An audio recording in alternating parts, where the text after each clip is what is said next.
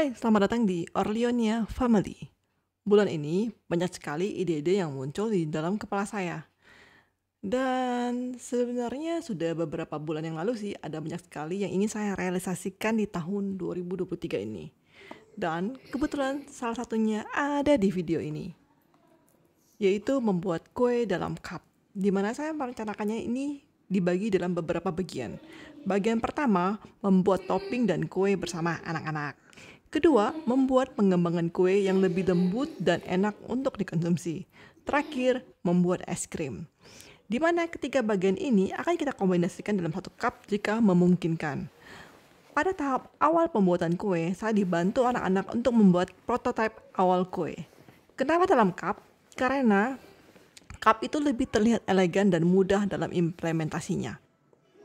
Namun, pada kenyataannya tidak demikian.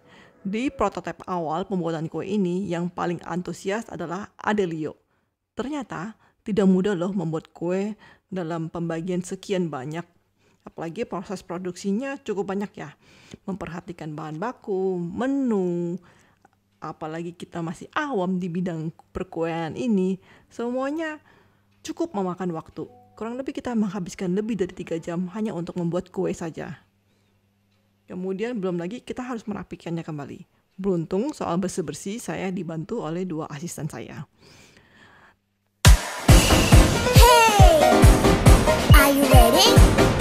Let's dance. Each new style chic. Suki suki daisuki baby baby you and me let's have a kiss and you love girls. Kiss kiss kiss let's play together. Together let me suki daisuki.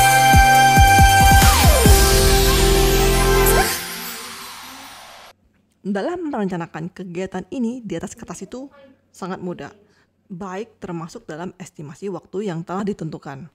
Namun, karena bukan ahli dalam perkuean, saya membutuhkan waktu yang lebih banyak untuk mempelajari bagaimana cara untuk membuat kue. Dan itu saya lakukan dengan menonton video-video cara-cara pembuatan kue yang ada di channel online. Ya, yang semuanya sepertinya tampak mudah sekali di video. Tapi pada kenyataannya jika baru pertama kali mencoba, wow, terasa sekali cukup memakan waktu. Saya pun meminta bantuan anak-anak untuk membuatkan dan ikut berpartisipasi memberikan ide dan eksperimen. Hasilnya, prototipe pertama lebih mirip coklat blend luar negeri yang ada mainannya yang harganya sekitar segituan lah di pasaran. Kemudian saya bagikan ke teman-teman dan saudara dan meminta feedback dari mereka, serta kepada karyawan pun saya bagikan. Penilaian mereka, ya mereka memberikan nilai yang positif.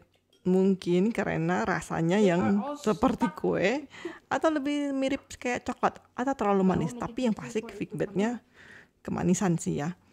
Tapi it's okay, itu sebagai catatan buat kita. Dan ada sebagian juga yang mengira itu adalah es krim. Kemudian pada tahap berikutnya, setelah kita selesai membuat kue, kita membuat desain-desain stiker yang menarik. Agar terlihat lebih elegan dan menarik, saya telah melakukan research dan beberapa step. Tapi akhirnya karena keterbatasan waktu, saya menggunakan brand yang saya gunakan untuk kreasi website saya. Jadi saya memakai nama itu. Setelah melakukan kegiatan ini selama beberapa hari dan minggu, saya cuma memberi pujian kepada mereka yang mendedikasikan hidupnya untuk berbisnis dan memiliki hobi di bidang makanan. Karena bidang makanan itu memang melelahkan, tidak mudah.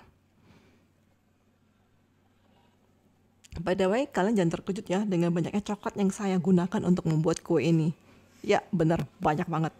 Sekali bikin saya memang buatnya maksimal.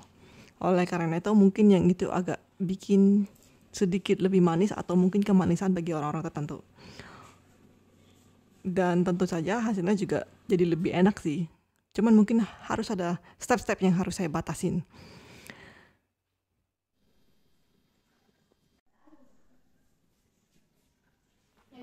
Sampai di akhir bulan Maret kemarin, kurang lebih awal April, prototipe yang kita buat itu sudah sampai mencapai 5 prototipe, di mana 4 prototipe merupakan prototipe untuk kue coklat sampai dibuat creamy mungkin.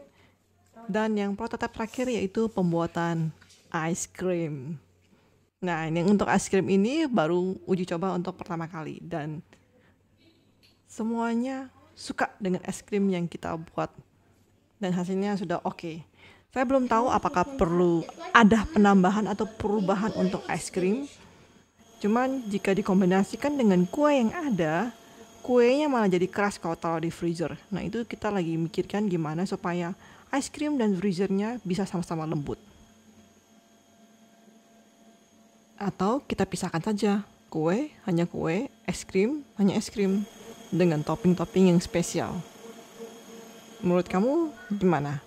Perlu nggak ya?